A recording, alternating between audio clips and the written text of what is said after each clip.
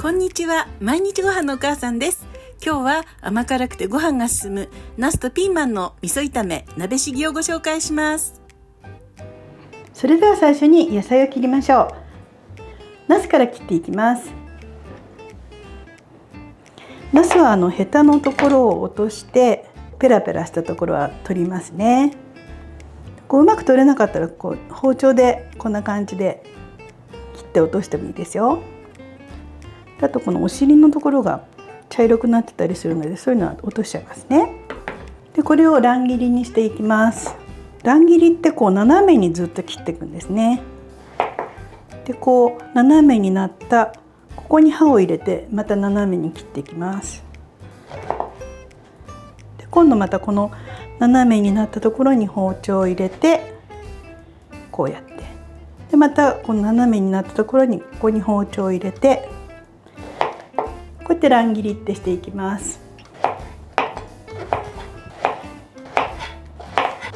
で最後のところは半分、あとちょっとここ大きかったのでこれも半分にしますね。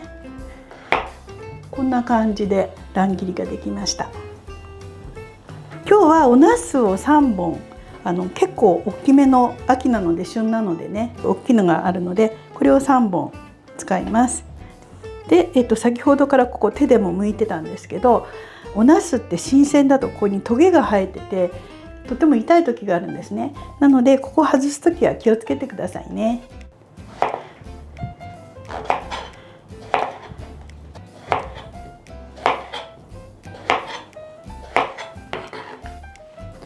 はい、こんな感じでお茄子が乱切りにできました。で、お茄子って結構アクが強いんですね。もうすでにちょっと種のところが茶色っぽくなってますよね。でこういうのがあるので、お茄子はお水につけてアク抜きをするっていうひと手間がいいっていうのももちろんあるんですけれども、私は油でお料理する時はアク抜きはしないことにしています。なぜかっていうと、このえぐみとか色が変色するっていうのが油で調理するとあんまり気にならないんですね。なのでもうそこは省いてしまって、直接油で揚げるなり炒めるなりっていうお料理の場合はこのまま使っています。じゃあどんな時にアク抜きをするかっていうと、お味噌汁に入れたりとか蒸しナスにしてお茄子そのものの味がはっきり出る時はアク抜きをするようにしています。ピーマンは私はヘタと種は抜くようにしているので、まず半分に切って抜いていきます。で半分に割ったらちょっとこうやって包丁を入れてあげて、こんな感じで種抜きますね。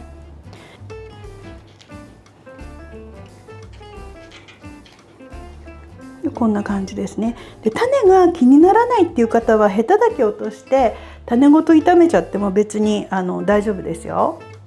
私はちょっと口触りがどうかなと思うのでいつも種は抜いちゃうんですけど、今日は普通のサイズのピーマンですね、4つ使います。はい、こんな感じで半分ずつに切れました。ではこういうふうに半分に切れたピーマンを3等分に、いわゆる乱切りですねにしていきます。これを斜めにこんな感じですね。こっちの方が分かりやすいかな。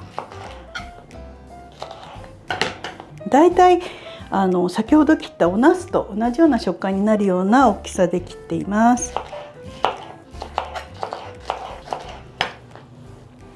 はい、これでピーマンも切れて全部野菜の準備ができました。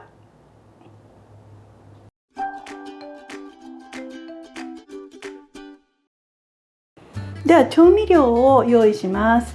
炒めた野菜の上に一度に入れられるように、全部合わせちゃっておきますね。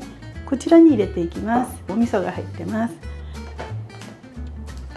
とお醤油ですね。とみりん。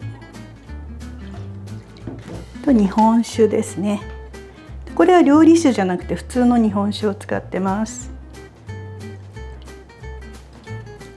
そしてお砂糖。お砂糖は今日グラニュー糖なんですけど、白砂糖でも、それから三温糖みたいなものでも何でも大丈夫です。これで軽く混ぜていきます。でこの合わせ調味料にあとお水を少し足します。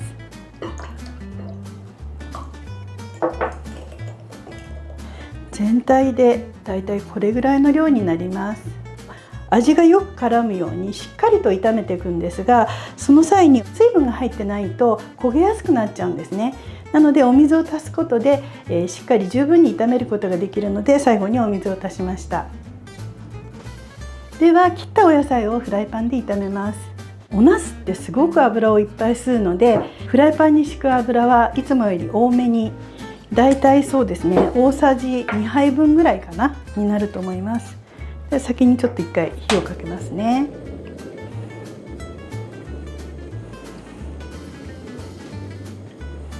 ちょっとこう見えるかな、結構たっぷりめに油を敷いてますよ。フライパンが温まるのをちょっと待ちますね。はい、フライパンと油が温まってきたので、そこにお野菜を全部一度に入れちゃいます。今日はこんな感じで野菜がたっぷりなので、フライパンは大きめの26センチっていうフライパンを使って炒めていきます。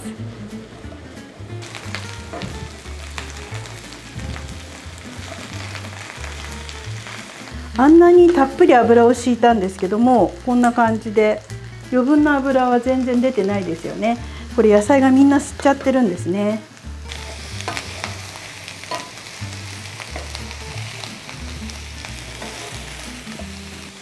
これちょっと分かりますかね。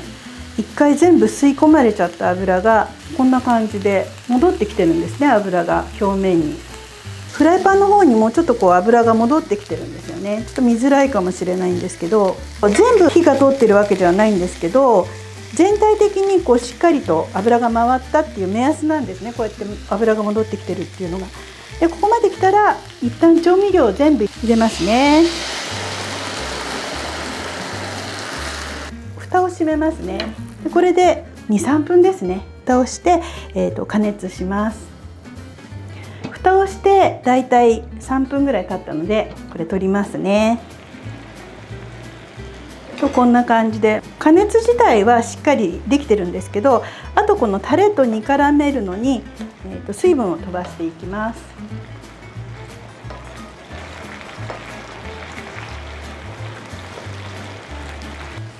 はい、こんな感じで出来上がりなんですけど、分かりますかね。タレがもう水分っていうよりもとろっとした味噌だれだけになった感じでも、火はもちろんお野菜にもしっかり通ってますね。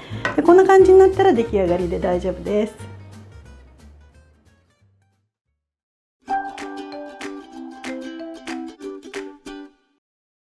これで出来上がりの分量なんですけど、最初はこんなに山盛りあったお野菜がやはり炒めると味付けがしっかりしてるっていうのもあって、こんだけ少なくなっちゃうんですね。でも結構これ1回で食べる分にしては多いので、私はこうやって多めに作って保存容器に入れて冷蔵庫保存に半分ぐらいしとくようにしてます。お弁当なんかにもちょうどいいおかずになるんですね。こんな感じで、もちろんジッパー付きのジップロックみたいな袋でもいいんですよ。私は副菜として、すぐに食べれるようにこんな感じでパイレックスのガラス容器に入れていつも保存してます。こんな感じですね。冷蔵庫保存ではだいたい3日ぐらいで食べきるようにしてくださいね。はい、では出来上がりましたので味見をしてみますね。で今日ちょっとトッピングに唐辛子なんか乗せてるんですけど、食べるのが大人の方だけでちょっと辛みが欲しいとかっていう時は、炒める時にこのように輪切りの唐辛子なんかを一緒に炒めてもいいと思いますよ。で食べてみますね。最初にこのピーマン食べてみます。すごく歯ごたえが良くて、ピーマンの風味もしっかりあるんですけど、甘辛いお味噌のタレがこうよく絡んでてすごく美味しいです。じゃあ次にお茄子食べますね。もうお茄子もしっかりこうやって味が絡んでますね。とっても美味しいです。最初にお茄子のアク抜きの話をしたんですけれども、こうやって油を通す調理方法っていうことと、お味噌で味付けするっていうことでとっても味わいがしっかりしてるんですね。なのでアクとかは全然感じなくて美味しいですよ。で、出来たて熱々もとっても美味しいんですけど、時間が経って冷めても全然美味しいので、先ほどこのように保存もできますよっていうお話ししたんですけど、時間がなければこのまんま冷たいままでも美味しく食べれるので、温め直さなくても美味しく食べれるおかずとして重宝すると思います。ということで今日は旬のお野菜を使ってさっとできるとってもいい副菜で作り置きもできる鍋しぎを作ってみました。ナスとピーマンの味噌炒めですね。で、お水を入れることでじっくりと火を通せるので、焦がしたりする心配なくこうやってどなたでも上手に作れると思いますので、ぜひ皆さんも作ってみてくださいね。ということで今日の動画はここまでです。最後までご覧いただきありがとうございました。次回の動画でお会いしましょう。また見てね。